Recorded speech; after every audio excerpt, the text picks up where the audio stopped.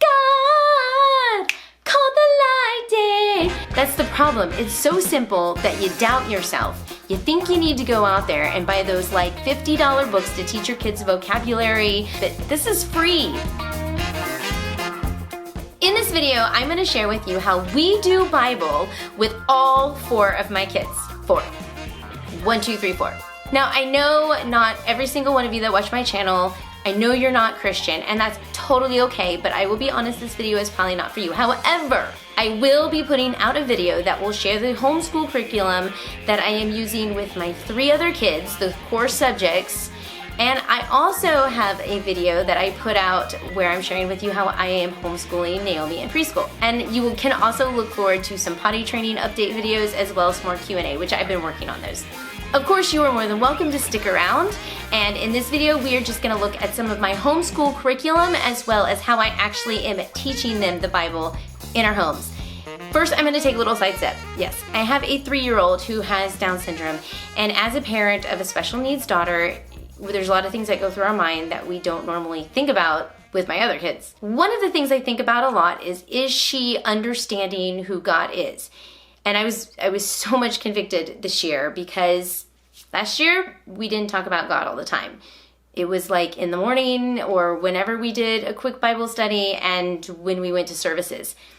And quite honestly, our curriculum that we picked out last year was not very biblically based. So what I decided this year was to make sure I'm infusing scripture and godliness and character into our everyday. So what I did is I made sure that Naomi has a coloring book, that she's involved with all of the work that we do, whether she's coloring, just sitting there cuddling.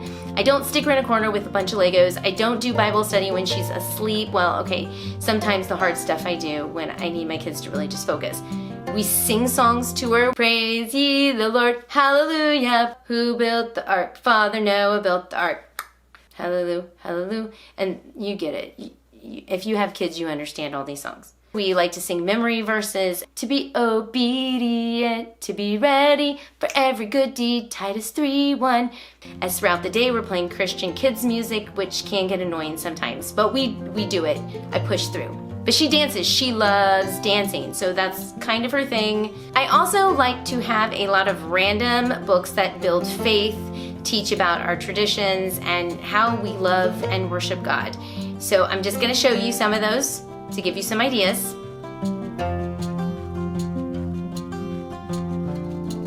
This is a great series. It's an early reader. It's called Happy Day Books.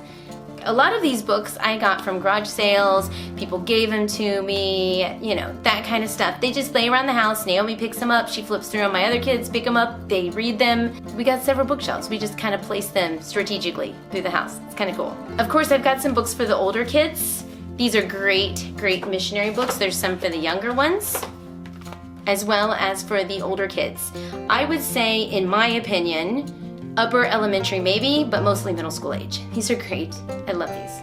I have been known to stalk the BJU website for historical fiction literature that is scripture-based. This is one of those pick your adventure books. My son read a pick your adventure in a day, but then I made him pick another adventure the next day, and it's really good. Here's another BJU book. This one. I forgot this one. This is another sing-songy book. Over the mountains and the sea. I've sung this like a million times. Like, because when you read this to a kid, they want you to read it again and again. It's cute. It's got little pictures. So if you don't know about this book, you should definitely check it out for those early elementary school kids where you can curl up and just kind of read it together and they understand it because it's in their language. I am a huge Answers in Genesis fan, along with Apologia. Yes, I love both of them very much. But I did, for a while, make my kids read through every single one of these. And I leave these out on the shelf, so if they want to pick them up again and read through them when they're bored, which they do. They pick them up and read them. We do celebrate Passover and all the high holidays, so we have a lot of these books laying around and stored in boxes. One of my favorite things to do is during the holidays, pull down the box and pull out all of the biblical themed books together and just curl up and read them because it's like new. How exciting is that? Like new books, but they're not really new. but they feel like they're new because you haven't seen them for a year. You know what I mean, right? Something that I started doing this year to teach the kids Bible within the curriculum is, this was recommended to me. It's so simple. That's the problem. It's so simple that you doubt yourself. You think you need to go out there and buy those like $50 books to teach your kids vocabulary, $20 books that show them how to do handwriting, the Constitution, so perfect and beautifully, but this is free. So I got my kids these lovely little notebooks. And I put my own little tabbies on here, separating dictation, spelling, vocabulary, and copy work, which I love dictation. Love, love, love dictation for so many reasons I'm not gonna get into right now, but we do dictation. Through the week, we do have some kind of themed Bible study that we're in. For example, last week, we did Titus. So all of the dictations that we did were from the book of Titus, or it was a scripture that supported the topic that was being taught in the book of Titus. And then for spelling, okay, we do our regular spelling words, but eventually I might start adding, I don't know, we're doing it right, it's just right here in the book, it's all together. But for vocabulary, whatever they didn't know during dictation or copy work, we stick in the vocabulary section and we write down the word, and they'll look through it and we'll talk about it through the week because we're in that topic. And then when you get down to copy work, I say, hey, you're gonna write these 2 verses, look it up in your Bible and write it down. Not only are they learning where books are in the Bible, but they're learning how to convert, well, my kids at least, convert print into cursive, which I did use Handwriting Without Tears to teach them that. Now they got the cursive down, now they're doing that, and they're learning scriptures.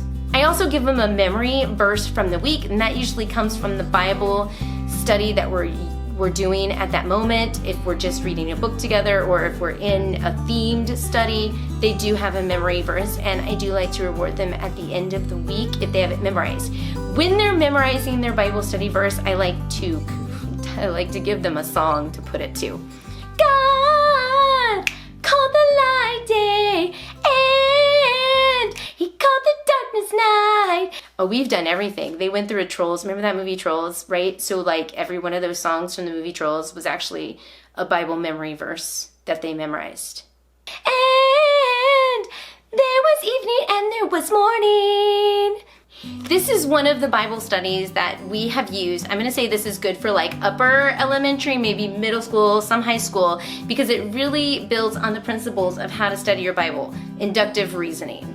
We studied the book of Titus with this, highlighting your Bible, all that fun stuff. It's Kay Arthur. I will put a link down in the description box below. I love Apologia. I love this curriculum right there. Who is God? They have a series of 4 of these. This is one that when we do use this, we get started with it. We read a paragraph and then the kids start asking questions and we don't go beyond that. There is a journal. We don't use the journal with it. I'm happy with just discussing the concepts in this book. And the concepts are pretty deep. They're foundational stuff. Why did God create me? Will God meet my needs? Why does sin keep me from knowing God? Who are the Father, the Son, and the Holy Spirit? What is God like? These are just some of the topical chapter titles. This is the Bible study that my husband uses with the kids. This cat and dog attitudes. It's great for that kindergarten, first, second, third, fourth grade level. It's character building, and it teaches you that dogs, people who are like dogs, obey, and you want to have a dog attitude towards God, versus cats. Cats are finicky, they argue, they fuss. Well, they don't really argue, but you get the idea.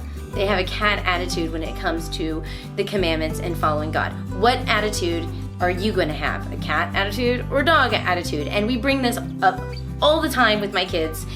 Are you having a cat attitude? It's great. It's a good curriculum. It came with a parent guidebook, a CD with some music on it. It also came with this book that has some really cool missionary stories in it that they study as they go through each chapter, as well as their workbook. And this is a cute little comic book, for example. And this is another one that's a cute little comic book because he liked it. As any mom who wants to find good curriculum to support the Bible, I'm always searching and looking because it just seems like I always never can seem to find the best curriculum.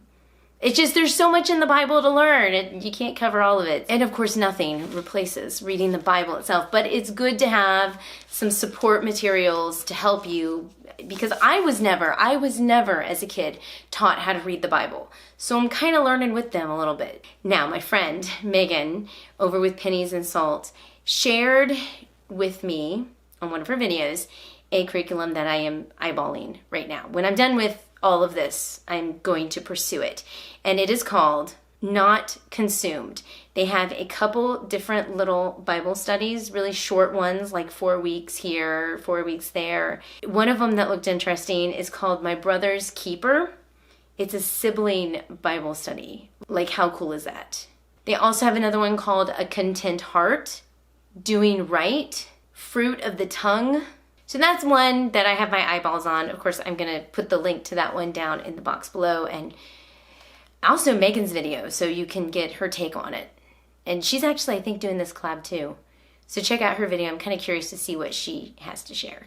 Hope this helps get you guys started on searching for the perfect curriculum to go with your Bible, as well as some ideas that help you with teaching your kids Bible stuff. Pray together, sing together, dance together, read together, enjoy each other together, practice the fruits of the Spirit together, those kind of things. Thank you guys for watching, and make sure to check out the videos around my face, and I will see you in our next video. Bye guys.